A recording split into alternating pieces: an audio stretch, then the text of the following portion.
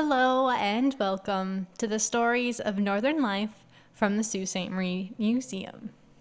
Today I'm going to read to you an article called West End House, First Sault Hotel, lodging for hunters and trappers at Old Brock Street location. This is an article from Sault Ste dating December 24th, 1955. Hotels of today are a far cry from those in the early days.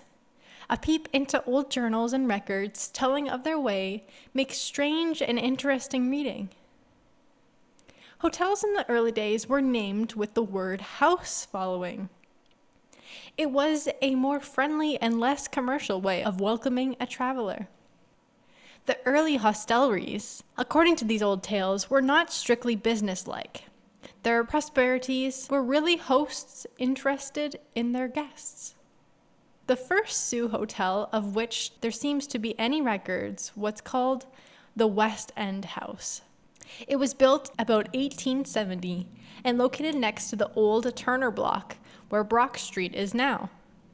This location was considered to be the extreme West End. Edmund Parr was the proprietor. The building was a long, narrow, two-story frame one. It seemed that Mr. Parr did not do a rushing business there. But there were many hunters and trappers, and sometimes chance travelers who stopped over for a night or two, and the tall tales they told somehow seemed compensation for the lack of overflow.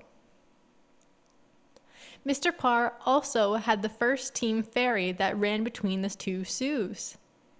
It was a small boat about 30 feet long with a glass-in cabin. It accommodated 5 or 6 passengers. The ferry was called the Dime. Mr. Parr was the captain, engineer, and general crew. The engine was fired with wood. It had no regular trips, and anyone wanting to go across the river had to call Mr. Parr and let him know. Mr. Parr would then walk down to his dock, which was at the foot of Spring Street, get up steam, and take his passengers over. Sometimes he would have a returning passenger, but not often. It was all a very oblonging sort of arrangement. No one knows what became of either the boat or of the building. While the West End House was still in operation, another house was built further east on Queen Street, where Verin's story is today as of December 4th, 1955. This was called the St. Mary's House.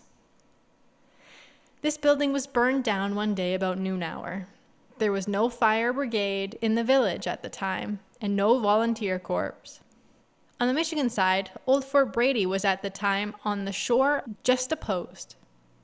It was winter and the river was frozen over, so the Michigan soldiers rushed to the rescue. They came over with the ice and mules and sleighs with barrels of water to help put out the fire. It was recorded that was a marvelous day for the small fry of the village. Fire, water, soldiers, and mules all in one place at one time. The house was never rebuilt. About the year 1890, the Albin House was built, just west of Plummer's store on Pimp Street. The hotels were now really getting downtown. Its prosperity was Bill Albin. After the Albin House came the Pacific Hotel. It was considered a leading hotel near the government docks on Pimp Street. It was very imposing and rated high class. This hotel was run by Jim Miller. Then came the Old Victoria. Dave Murray was the owner and proprietor. This was really it. It had a grand parlor upstairs and boosted an organ. Records tells that the young blades of the day found it a wonderful place to spend Sunday afternoons. After the Victoria came the Queen's Hotel, the Grandview, Algonquin, and the International. They were all built around the same time. They were all fine places and had excellent trade. Looking back on those days, it seemed it was a romantic time. It is impossible to do things the same way. In those days, it is said that the person could stop at any one of those houses and have a meal okayed, with or without money. If he had money and could pay for his meal, it was fine, but if he had not, he could still have his meal. The hotel was the headquarters of the town. Newcomers brought in news from the outside world. There it was told and commented upon. Great were the arguments, and wonderful were the sociables. Present-day wonders and conversations were entirely lacking, but there seemed to be a kindness about the old place and a sense of comfort that is unknown today. Oh, how times have changed.